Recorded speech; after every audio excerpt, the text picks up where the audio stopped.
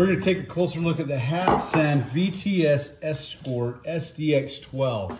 Yeah, it's a lot to say. You got this handy dandy little storage spot for a 2-round magazine, okay? It's actually really good because it's actually quite difficult to speed load this thing. So if you run out of ammo and you need more, your best bet is getting that magazine and inserting it in there. You have an aluminum receiver right here. You have a plastic lower. You got a non-adjustable stock that looks like it should be adjustable, and that's just to tick you off so that you spend like half an hour trying to figure out how to adjust it, and then you realize that you can't. You can loosen this screw right here and move this cheek piece up and down to help your cheek weld. But it's a budget gun that's made to the lowest price point there is, and you can see little things like your fasteners or Phillips heads. There's some things on here that are awesome, and then some things that are like, oh, that's a little bit weird. First, you've got to take off the flash suppressor / muzzle brake / choke. Now, I believe it's just standard choke threads. We take that out. Then we unscrew this thing, this little barrel shroud. This actually works as a giant nut to hold on the foregrip right there. Now, once that is off, you can slide off the handguard.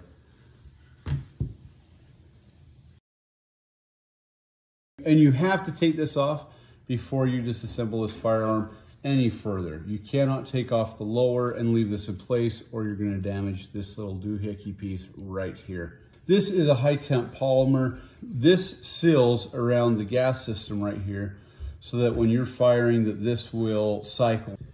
There's this little aluminum sleeve with a little set screw in it. So that set screw keeps this thing from spinning while it's sitting into here.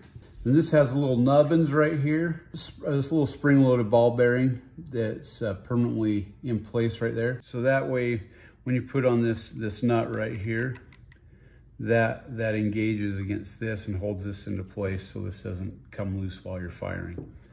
And that just keeps this from spinning. Otherwise, if you didn't have that set screw in there, that wouldn't do any good. It would just spin freely forever. Right here, this is your gas system. Now this plastic creates that shroud under here so it keeps that gas contained. This nut right here just keeps everything in place. You have these two pieces here. You flip those, take those off, and they just sit a little proud of this cylinder in here, so of the barrel, and that holds everything out. So when these fall out, now you can pull off the gas system. As the gas comes out of these ports, there's 3 ports on this barrel. The gas comes out of those ports, it's captured in this chamber, and it forces this backwards like so. Now that gas is trapped, this section is trapped by the handguard. I do wonder the longevity on it, of how long that plastic will allow this to cycle through with this seal sliding back and forth inside of it. These 2 little arms, when this gets pushed back, they operate against the bolt carrier. This sticks out there. This hits that with such force after you fire that it causes the bolt to go back, and then the spring forces it forward, chambers a new round. In order to get this bolt out, you need to take off the barrel. I'm not going to do that. So that bolt is staying in. And then this comes off just like a AR-15 lower. You want the bolt forward. That comes out there. So this is the interesting part right here. You know, kind of a cheap version of an AR-15 lower. You got your hammer here. The controls are almost identical to an AR-15. You've got your magazine release right there. You've got your fire selector right here. Right there, you have an ambidextrous magazine release, and it is just natural. So if you're coming up to grab the magazine, you just hit this and you can pull the magazine right out. Fantastic design. You got a little bit of AR-15.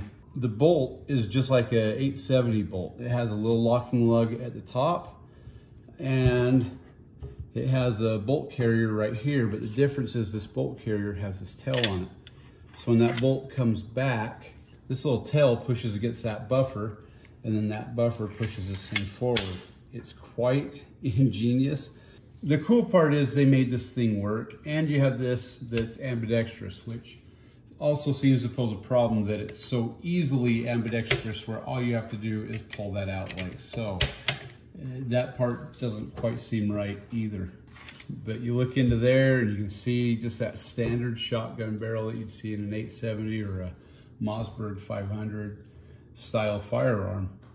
Quick look under the skirt of the SDX12 Escort by Hatsan.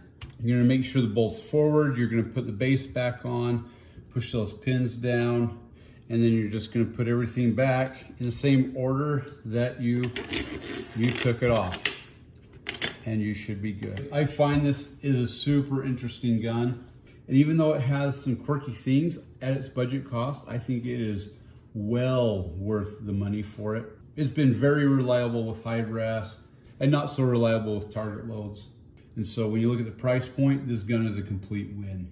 When you go against other firearm systems that are semi-automatic, that are ultra reliable with a wide range of ammunition, this just can't keep up and can't compete. Have a great night. Keep your stick on the ice.